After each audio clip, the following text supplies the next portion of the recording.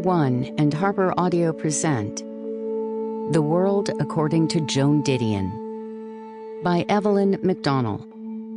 Read by Hillary Huber.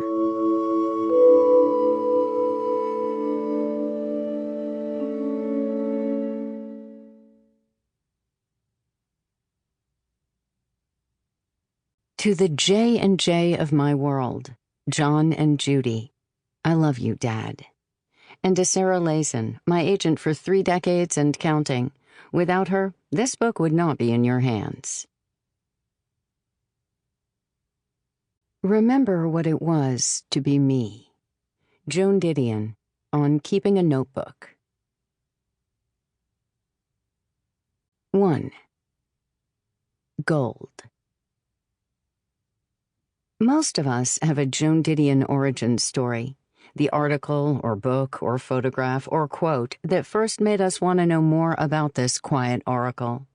Maybe you saw a Julian Wasser photograph of an unsmiling woman in a full-length long-sleeve dress with her back against her Corvette Stingray and her splayed right hand clutching a cigarette, and you said to yourself, "She's a writer. I want to be a writer." Maybe you were a disaffected youth following a beatnik dream on the road to San Francisco in 1979 when your mom sent you the 1968 collection Slouching Towards Bethlehem and advised you to read the titular article in which Didion exposes the Haight-Ashbury hippie trip. This is writer David L. Ulan's origin story, and he didn't stop at that essay. He kept reading until he became the editor of the Library of America Anthologies of Joan Didion's writing. Maybe you just read the famous first line from her book, The White Album. We tell ourselves stories in order to live, nodded, and sharpened your pencil. That quote is one of the most famous of Didion's many literary jewels and the most subject to interpretation. On one hand, it's an invitation.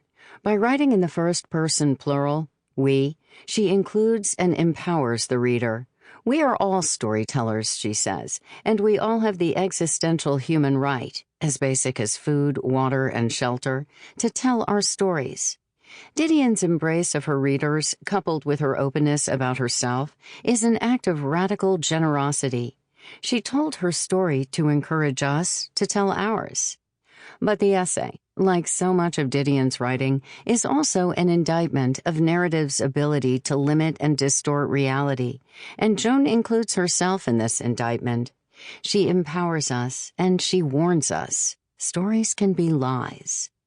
We live entirely, especially if we are writers, by the imposition of a narrative line upon disparate images, ideas with which we have learned to freeze the shifting phantasmagoria which is our actual experience.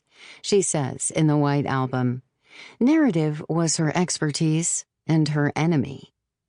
We live in an age of reckonings over who gets to tell stories and how and why. Didion faced this abyss as a young woman beginning her career and her family, and her transparency about this dissolution was her, and our, saving grace. I've had to struggle all my life against my own apprehensions, my own false ideas, my own distorted perceptions, she said in a commencement address at the University of California, Riverside in 1975. I've had to work very hard, make myself unhappy, give up ideas that made me comfortable, trying to apprehend social reality. I've spent my entire adult life, it seems to me, in a state of profound culture shock. I wish I were unique in this, but I'm not. Didion expressed many of her foundational concepts first in speeches like these, mostly at universities, to younger audiences. This is part of what has made her legacy so transformative for multiple generations. She was literally speaking to us, passing on what she had learned. It takes an act of will to live in the world, which is what I'm talking about today, she said at Riverside. By living in the world, I mean really trying to see it, look at it, trying to make connections. And that's not easy. It takes work. You have to keep stripping yourself down, examining everything you see, getting rid of whatever is blinding you.